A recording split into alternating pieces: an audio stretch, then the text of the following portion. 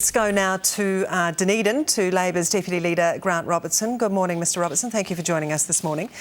Good morning. I want to start by discussing John Campbell's interview with Peter Dunn this week. Dunn seems to suggest in that interview that David Henry was using Andrea Vance's phone records. David Henry vehemently denies that. So, does this call into question Peter Dunn's credibility? Well, as you said earlier, Rachel, the two people here can't both be telling the truth.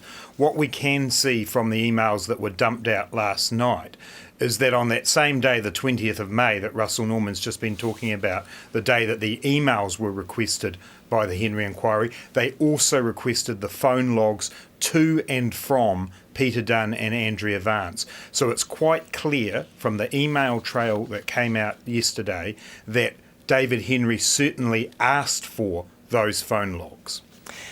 Is this, do you think, I can't think of a more elegant way to present this to you, but is this a government cock-up or is it a conspiracy? It looks like a cover-up.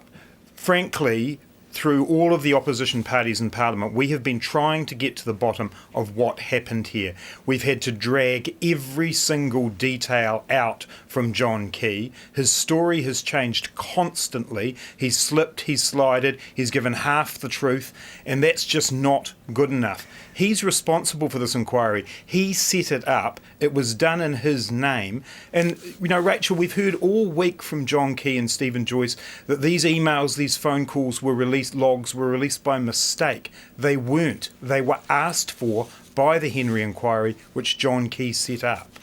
When you read those emails, there's, confusion, it seems, there's misinformation, there's a desire for clarification, possibly a bit of a she'll be right attitude. But do you see any intent to actively breach someone's privacy?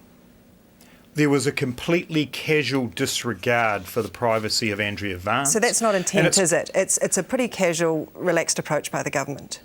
No, that's by the inquiry. I think that the situation we've got here is that we do not, under this government, have clear boundaries between what is private information and what they think they could obtain. They simply had no regard for Andrea Vance's privacy here. Bear in mind, Wayne Eggleston's concern wasn't about Andrea Vance's privacy, it was about whether he was allowed to access Peter Dunn's emails when Peter Dunn wasn't a National Party minister. He didn't say anything about being concerned about the fact that they had captured Andrea Vance's information.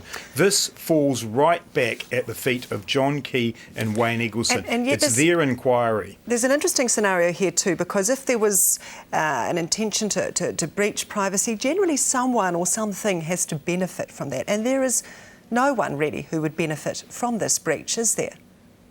Well, bluntly, John Key set up an inquiry fairly sloppily, actually. This wasn't a ministerial inquiry. It didn't have the ability to actually call witnesses on oath. I think that somewhere along the line, Wayne Eggleston realised that perhaps Peter Dunn might be the guilty party. He then effectively took over making sure that the information was provided.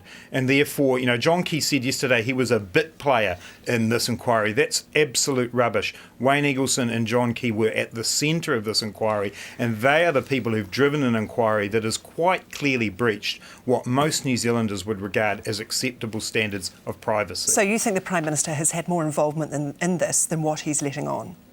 Oh, absolutely. I find it incredibly hard to believe that the Chief Executive of John Key's department has known about this since the beginning of July, hasn't told the Prime Minister. We've been asking numerous questions in Parliament and in written questions where the fact that Andrea Vance's emails and phone calls were handed over were the issue. And we have to believe that suddenly John Key only finds out about it last night.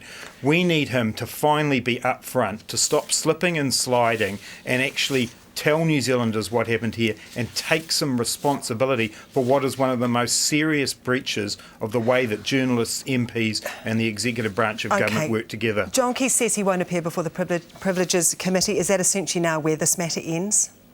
No, it's far from where this matter ends. I mean, these are very serious issues. The Privileges Committee will continue with its inquiry, and we need to get to the bottom of this. But what I'm calling for John Key to do here is stop slipping and sliding, putting out half the emails, half the truth. Front up to the fact This was no mistake by a low-level contractor that John Key tried to tell people earlier this week. These emails, these phone logs were asked for by the Henry inquiry that John Key set up. He has to take responsibility for that. All right, Grant Robertson, Deputy Leader of Labour, appreciate your time this morning. Thank you.